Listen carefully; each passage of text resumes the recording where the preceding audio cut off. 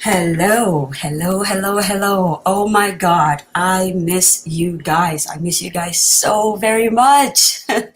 Good morning. Happy Tuesday. Happy Tuesday, the 29th. My name is Zoe Baraka, and I'm coming to you live on the Dear Daughter page. Listen, let me tell you.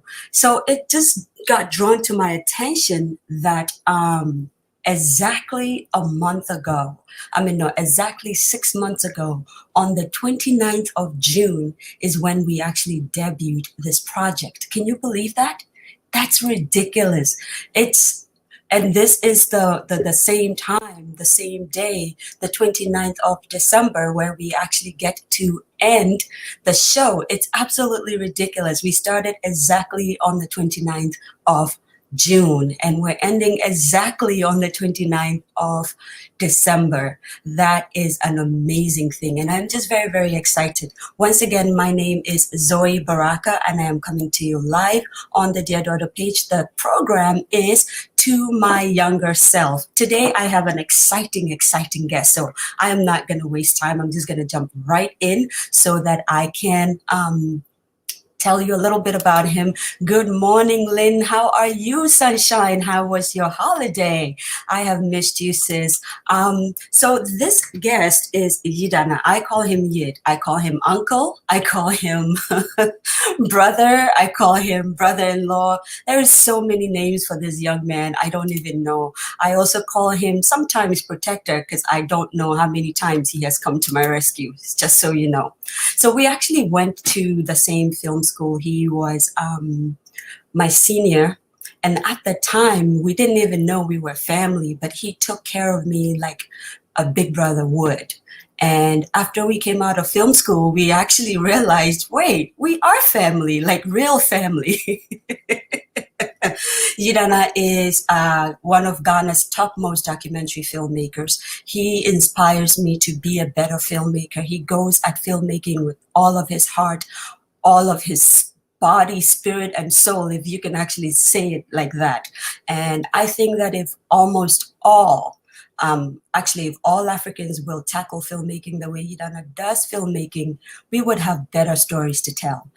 Without further ado, I'm not going to waste time gushing over him because, oh my God, I could tell you stories for days about this young man. So hi, Easy from Kenya, and hi, Sedinam from all the way in Ohio. How are you guys doing? Thank you so much for joining us. I am going to bring Yidana from the green room, and we're going to have a nice chat. All right, so bear with me one momento. Uno momento. Hello. Hello, Zoe. How are you? I am well. Yeah.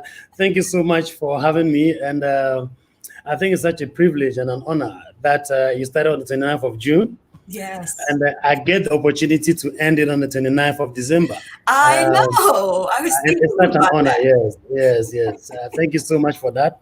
I don't know, to your lovely viewers and those who are with you in the US who help make things happen. I just want to give them a shout out and to say, look, you guys are doing such a great, amazing, wonderful job out there. You have no idea, the people you touch, the stories you tell, and how much it touches people and all of that. So I'm honored. I'm privileged to be here. Thank you so very much. So without wasting time, we're just going to go right into the storytelling. Yes. All right. So I don't know how many stories I can tell before our time is up, but so we will start off with something that has to do with a guinea fowl. Now, to those of us in Africa, northern Ghana in particular, we all know what the guinea fowl is. Yes. But growing up as a child, my dad used to rear guinea fowls, and we were required to get these guinea fowls into their pen at a particular time, of the evening. And so, I mean, this was something that we're cool with. We all love to do it. Myself, my elder brothers, my younger brothers, we love to do that, But one thing about a guinea fowl is that you must be a patient person. If you're not patient, the guinea fowl will make you patient, So in getting the guinea fowls from wherever they've gone to eat and all of that back into their pen, you need to follow them patiently and guide them and show them where to pass until they get to their pen. And when they get to their pen, the way we design our pens, it's just a hole, a little hole that would allow each guinea fowl to go in. And so these guinea fowls would take their time and hop into the pen one after the other. Now, here's the thing. Around this time, there used to be this show called Journey to the West. Now, Journey to the West is a 16th century novel, an East Asian novel. I think it's described as one of the best literary pieces in East Asia. Now, someone happened to decide that, look, let's turn this literary piece into film, into television. And so they had about 25 episodes, I think, and every boy, girl who was at my age around that time when they were showing Journey to the West would not love to miss it. Now, Journey to the West started at the time that we had to get these guinea fowls in. Oh, no. So you would have these guinea fowls, they would take their time like beauty queens, catwalking, And if you dare try to say, hurry, one of them will fly off, and it will mean that the rest will follow. And what that means is that your evening is ruined. You are not going to get time to go watch Journey to the West or do any other thing. So you can imagine the time that we had to get these guinea fowls in. And then, of course, here was a show, Journey to the West, captivated everybody, and we had to watch it. If you grew up under my dad's wings, you dare not miss getting the guinea fowls in. Oh, wow. That he was such a disciplinarian. I mean, he will show you love and all of that. But if you miss the guinea fowls, if you don't get them in at the time they're supposed to get in, your punishment lays in wait for you.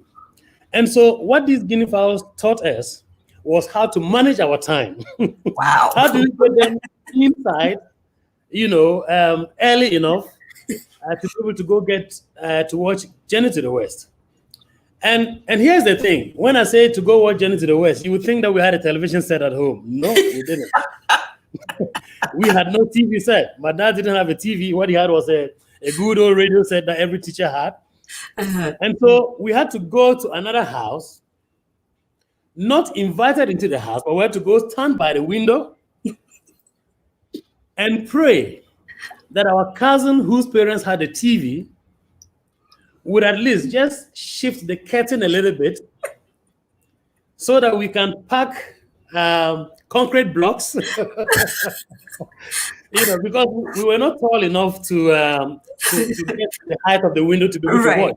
So we had to go get these concrete slabs, there's some kind of blocks, and we'll pack them so that we can stand on it to be able to get the height that we needed to be able to watch TV. So you can imagine, you have to be patient enough to guide these guinea fowls in.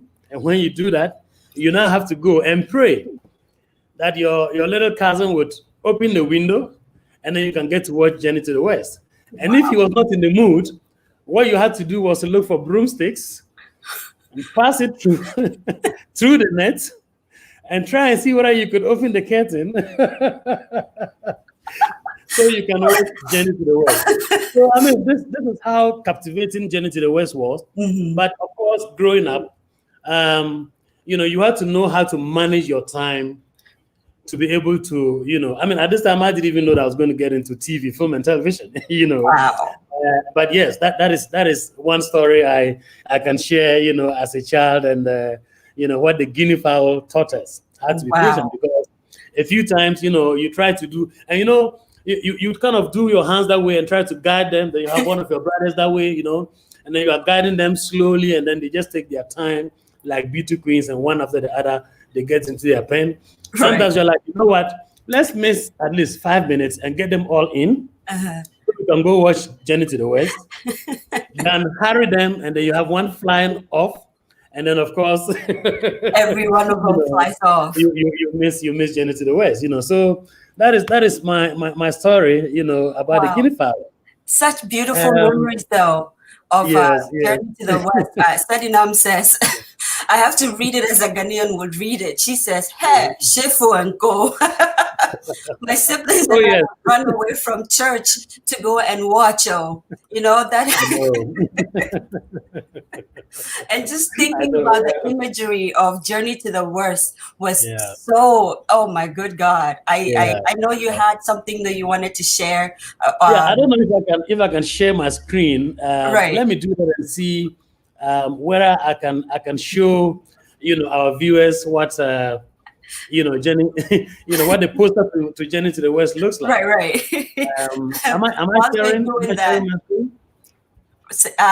once it comes up, I will show it up. Whilst you're Okay. doing that, Nimali Kobila says, those guinea fowls.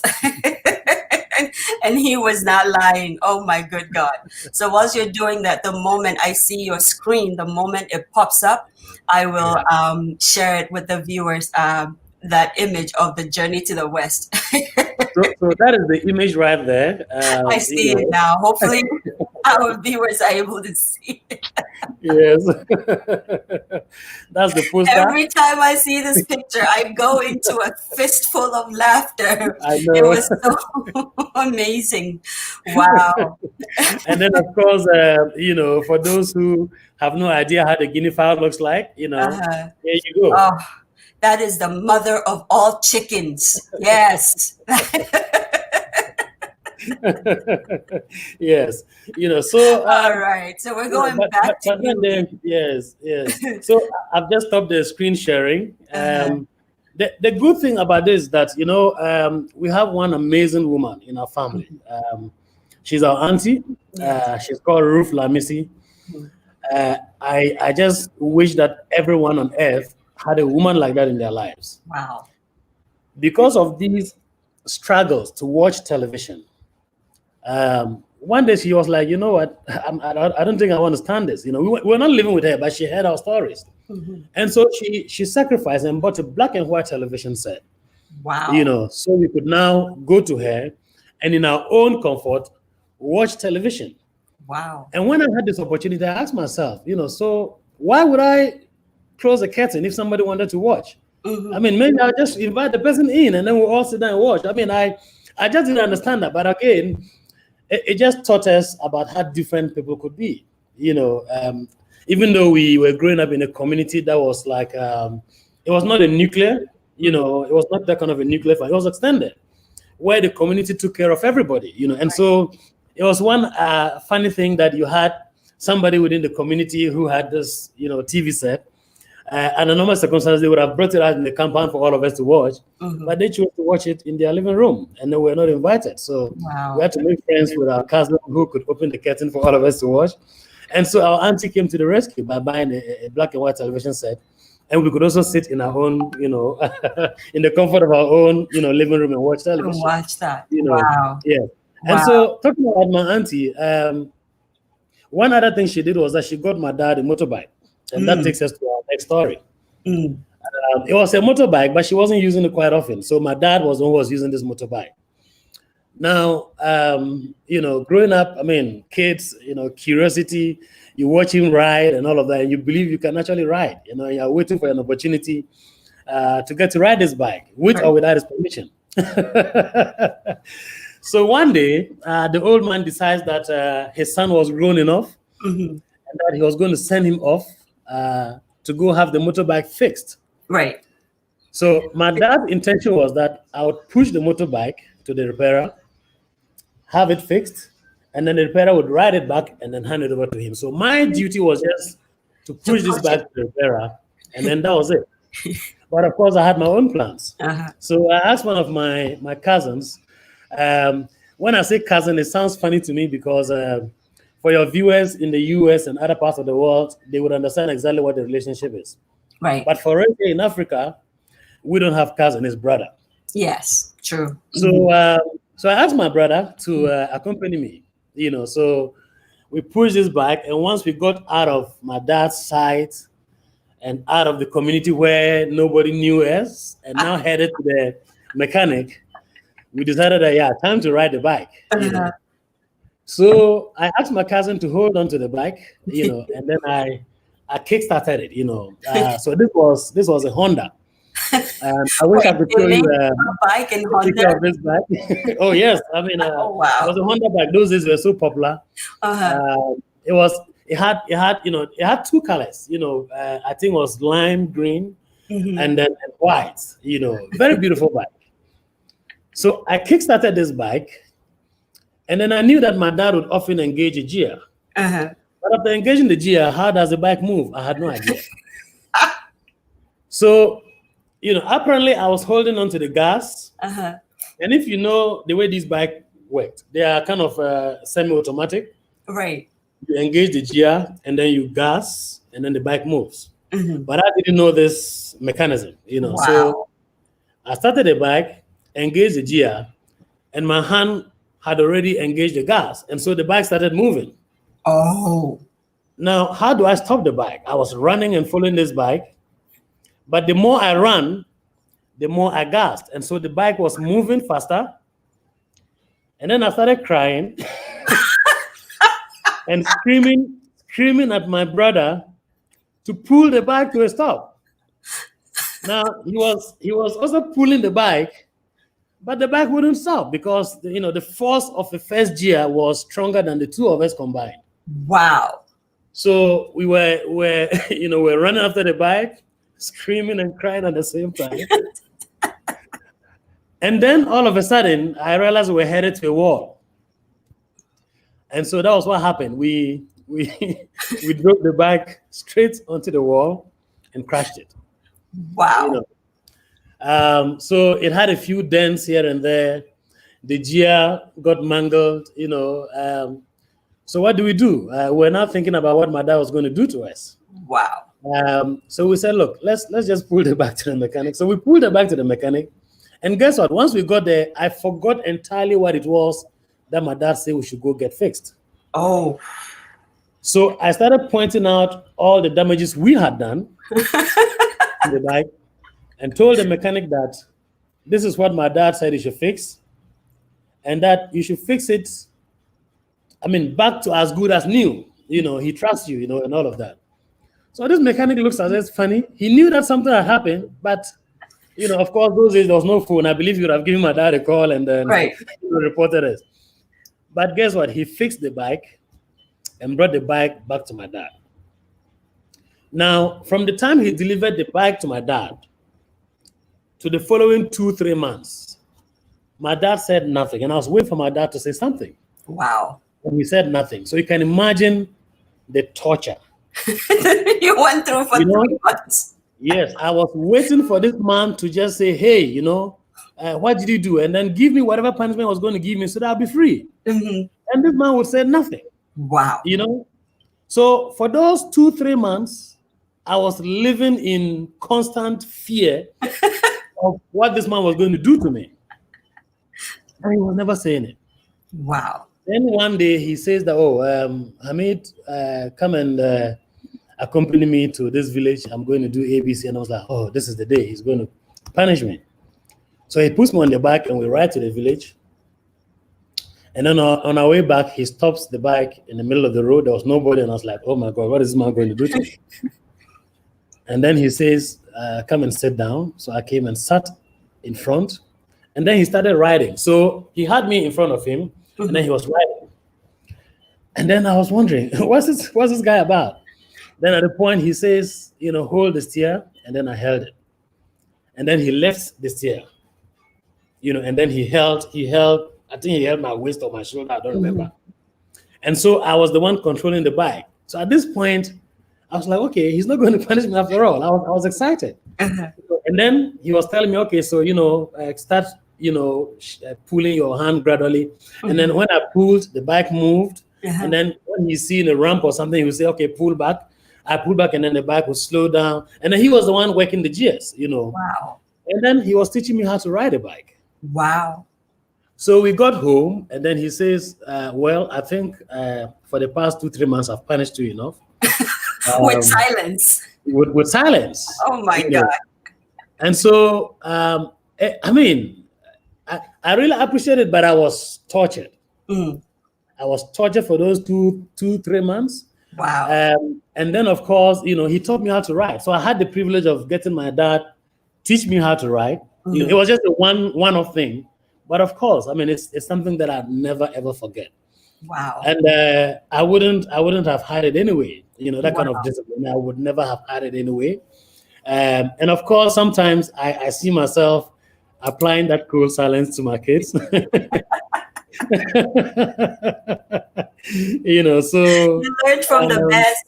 oh yes, I mean, Wow. that kind of silence, it's worse than being, I mean, getting whooped. That's so funny. I think Yeah. that art was taught to all northern men because my dad was a master at it.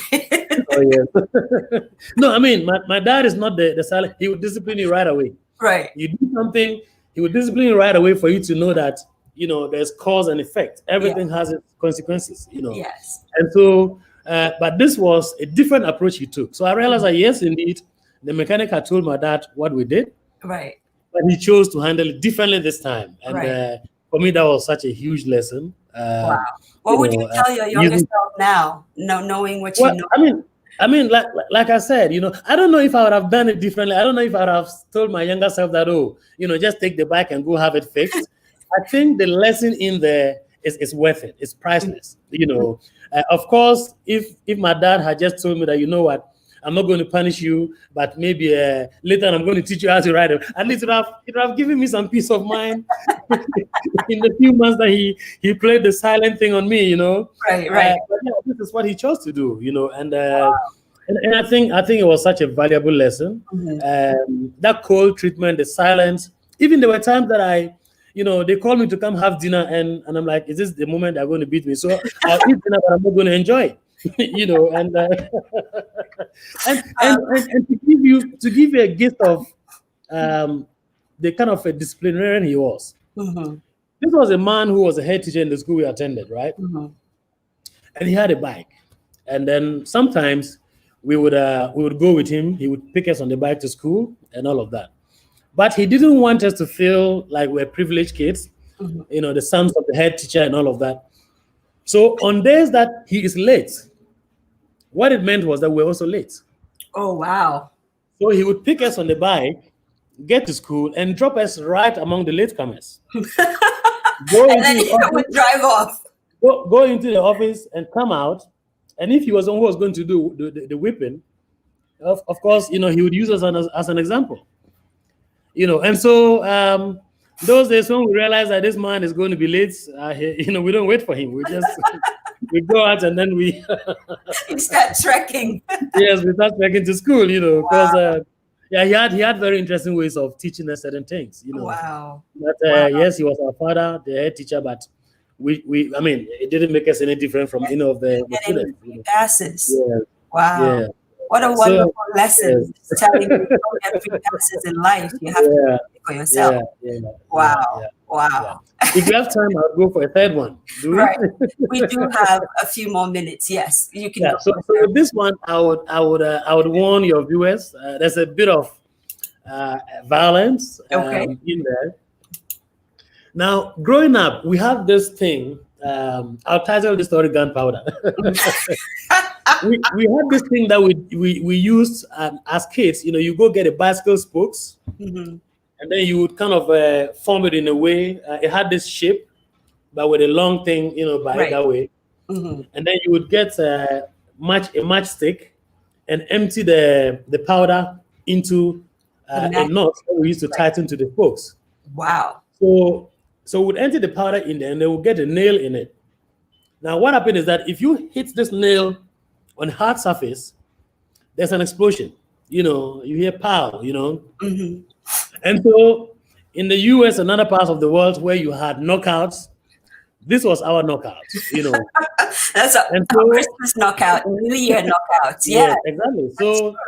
So we would form groups of young kids, and actually this happened around this time, around Christmas. And then what we would do is that we would go from neighborhood to neighborhood, going at these knockouts, And as kids, we enjoyed it so much. But of course, those who were in the neighborhood, to them, were a nuisance,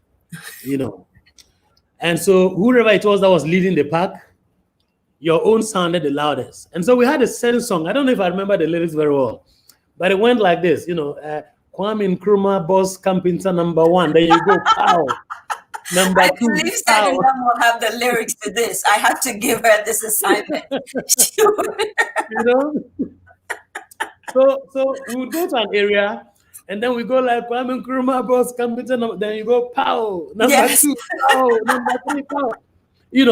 So we found ourselves in this area, and as soon as we started Kwame Nkrumah, then this guy goes like, don't you dare, don't you dare. So we just watch him, and then we realize that his attention is somewhere else, and then we go silently, Kwame Nkrumah, boss, Campinta. And then you could be silent, but the gun, our improvised knockouts wouldn't be silent.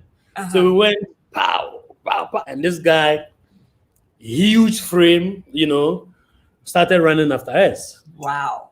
Unfortunately, he got hold of my brother. Now, this happens to be the same brother who was supposed to pull the motor back to the stop. You guys got in a lot of trouble. And then what this guy did, he slapped my brother. Wow. And the marks of his palm were registered in my brother's jaw. Wow. And my brother was wailing. And I was the eldest, so it was my responsibility, it was my fault. But I couldn't do anything. I mean, this guy who did that was like, I don't know whether I should say a father figure or a big brother figure. But that was enough to get us to close for the day. Wow. Then my brother held onto his jaw and he was wailing, and then we're going home and we're trying to comfort him and all of that. Wow. And then on our way home, we met another brother of ours, elder brother, of course. And then he called me, and of course I was the eldest in the pack, but he was a much elder brother. So he called me, and then he said, "What happened?" And then I go like, "Well, this is what we're doing." And he says, "Oh, you went disturbing the neighborhood, right?" Well, yes, that's what we were doing. Yeah, but what happened? Why is he crying? And then I said, "Oh, this man, asked us to stop, and we wouldn't listen, and he ran after us, and then he slapped my younger brother." And then he was like, "Yeah, you deserve it, But when he said that, I don't know what happened, and he saw the mark on my younger brother's jaw. So you deserve it. And he was like, "Oh, but you mean he slapped you? Like that's what he did?" And then I said, "Yes." And then he says, "Let's go back. Show me who did that." Now, I was afraid to show him because I was like, look, my big brother is going to get whooped. Because this guy is huge. Such a huge, Yes. And my big brother is screaming at me, take me there, take me there. I didn't want to, but hey, my big brother, if I don't take him, he's probably going to end up whipping me. So I match him to this guy, and this guy is sitting with his friends. And then he goes there confidently, and then he asked me, which of them did this to you? And I was like, wow, this guy's got, he's got some nerve, And then reluctantly, I pointed out the one who did it. And then he goes straight to the guy and he says, did you slap this boy? And the guy looks at him and says, yes, I did. And before he finished, my brother slapped him. Wow. Now, my brother was like this in terms of his frame, And this guy he slapped, like an Ichanga and this guy he slapped was like that. But guess what? When he slapped the guy fell off his seat. Wow. And this guy didn't believe that such a figure had slapped him and he actually fell off. So he got up. And he got up, he was going to engage my brother in a fight. And before he could get up, my brother slapped him again and he fell back down. Wow. Now, the people that were with him were like, what's going on? So they kind of restrained him, and then some other guys restrained my brother. And then he was like, no, let me go, let me teach this guy a lesson. And then they restrained him. So my brother went, my brother was like, let's go. And then we started going away. And then they led the man onto another pavement, and then he was going. And we thought that was the end of it. Apparently, when they let him go, my brother left us and ran around the curb and met this guy. Now they were alone. Wow. Two of them alone. And I was like, wow, And then he engaged this guy in a fight, and this time physically threw him to the floor. And he went at it, and I was scared. I was like, is my brother going to kill this guy? But my brother was like, you don't do that. This is such a little boy. You don't, look at your mark on him. And this guy at the end of it was begging my brother to let it go because there was no one to separate them. Wow. Oh, yes. I mean, so I was like, wow. And that's the kind of community like that we live. I mean, we grew up where we kind of protect each other. Mm-hmm. If you go out there and you do something bad, nobody's going to protect you. But in this instance, my brother weighed, the two and decided that no, you could slap him, but to the extent that you have the mark of honor, so that was what happened. And from that day, I never looked at my brother the same way again. Wow. In fact, I feared him.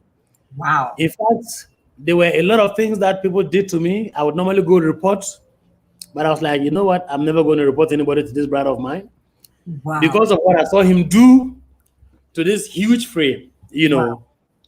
And I tell you what, as a storyteller, as a filmmaker, sometimes when I'm writing a story and I'm trying to bring about a resolution, there are various angles that I look at it using this scenario. Wow. I mean, my brother could have just walked us home and that's end of story. When you go out to do something and they say don't do it, stop and go home. Right. You might get disciplined. But then I also look at the other side, your brother might hurt somebody, right. Somebody could actually, so, sometimes you are writing a story and then you play with all kinds of scenarios. Right. And that kind of thing. So, I mean, that's one thing that it taught me that, you can have power, but it's not always that you use it. Mm. I didn't have power, but I had a big brother who had it. Who had such a huge brain. But it's not every time I went reporting to him because of what I saw. Mm-hmm. A lot of things happen, and I'm like, you know what? Oh, let's go tell Abraham. Like, please don't tell him. I know what might happen if you tell him. So please, just let him be. So yeah, Zoe. That is such a powerful story, though, because what I'm also getting from it is that it doesn't matter how big you are in life. Yes. It is strategy that you need for exactly. Right. Exactly. It's amazing. Exactly. That is an amazing story. It's a very it just encapsulates everything. There's another lesson to it. Yeah. How big are your problems? Because for you, he was such a huge frame. He seemed really big. And then your brother, who was that lanky, comes in and says, that is not big at all. I can do that. And he did take him. That's ridiculous. No, he was such a fearless person. Wow. The way he went and stood among them and then asked me who among them did this. I was like, wow, this guy. and I was scared for him, but I was yet to know who my brother really was, You know what? That gives me a powerful picture also of just us and God, that all we need to do is go to him, and he would literally go into the midst of, you could call it the lion's den, and he would, which one of these problems is bothering you, and I can handle it. That is so amazing. Wow. Thank you so very much. This encapsulates it all. It gives me how should I say, it gives me power for the new coming year, knowing that there's people around that can protect you, especially there's God who will be the ultimate protector, just like your brother was. Wow. You know what? Permit me to share with your viewers. I just want them to have like an image of some of the people I spoke of in this story. Right. Yes, please. That would be very, very amazing. Yes. Yeah, so basically, I'm sharing my screen now. I don't know if you have it. I do have it. I'm going to wait till you go through all the, So my auntie that bought this TV set, black and white TV set. So there she is, surrounded by some of my cousins and brothers and aunties and wives and all of that. So that's her right in the middle. I don't know if you're seeing it. I see her. Yes, they are. Yeah, she's the one. I believe you've spoken to her before when I visited in the US. Yes, absolutely. And then so that's my auntie, Ruflamisi, such an angel to all of us. It's such a blessing to all of us in the family. Wow. And then of course, this is my dad. The original OG The original, oh, yes. with his motorbike. Yeah, so that's my dad. That's my dad again. Wow. That's me with him, in our Wow. childhood. Wow. Of course, the black and white TV set that my auntie bought. That's how it looks like. And then of course, the motorbike. This Oh is my exactly good how the God. motorbike looks. Yeah. Right. Wow. Look at that. That is the thing Yes, of yes, ingenuity. Wow. yeah, Thank you yeah, so yeah, much for sharing this part of your life. I yeah, truly appreciate it. And these stories were so powerful. I believe if you were to tell your younger self anything, it's like you said, patience is yeah, one of the best virtues. yeah. And there is more than one way to skin a cat. In your father's case, Exactly, he didn't exactly. go the other way to punish you. He just punished you with Yes, silence. And yes, then, of yes. course, the most powerful lesson of all, you should know who your opponents are Yeah. and who to go to when you have issues. If you And, had and gone maybe to another, and maybe who not to go to. and who not to go to, exactly. So, Yes, wow, yes. thank you Yeah. so much. Thank you, This Louis. guys, thank you for staying Yeah. with us. Naomi Sebiyem, Nimali Kobila, Sedi Avevo, Lynn Green. I am not able to see a lot of you, obviously, but thank you so much. Ezzy from Kenya. Kenyans, thank you so much. You have held us down the whole year. I truly appreciate all of you. Sedinam says, great lessons, Yidana. Thank you for sharing. Yes, thank you. Thank I you, truly Betty. right back to Ghana for real though.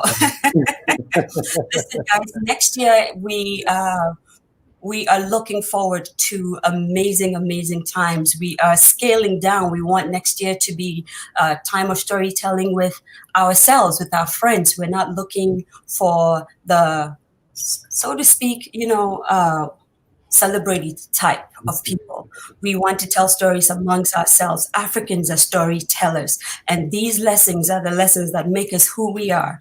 So don't be shocked if Zoe Baraka is in your DM saying, hey, do you want to come in and tell a story? Because I will hunt you down. Ask you, and he will tell you. Yes, you can trust me with that. Sometimes it's like she's asking, but no, she's not actually asking. She's commanding. There's really no You have no choice. choice. Just do it. So yes, I thank you Yes, so much for hanging in with us the last 6 months. 6 months worth of stories. This is what content creation is, but it would not have been possible without you guys. So thank you for coming in every Tuesday morning, every week in, week out, listening to the stories we tell on this platform and just engaging with us and learning from it also. I hope that we were able to teach you something or that you were able to take something away from, if not 1, 2, 3, 4, 5 of these stories. And if you have any ideas at all, if you have any comment, any critique, any strategic placement that you want us to consider for this particular platform, which is to my younger self, please do not hesitate to reach us at the Dear Daughter platform, which is also at the Redefined Womanhood platform on Facebook and, of course, on YouTube and also on Instagram. What I didn't tell you, Dana, is we were beaming simultaneously on Facebook and YouTube at the same time. oh, wow. So I haven't looked at the numbers on YouTube yet, but I greet you all, those of you who are on YouTube. Thank you so much for joining us. And we are wrapping up the year. So I appreciate you. I will see you in the new year with more stories, more content to share with you. Thank you. And I am truly, truly, truly humbled that you allowed me to come into your homes every Tuesday morning just to share some stories. Thank you. And here is to a happy and healthy 2021. And of course, hopefully, there will be no COVID-19. Without further ado, this is Zoe Baraka signing off of the Dear Daughter platform, saying see you in 2020. Bye-bye.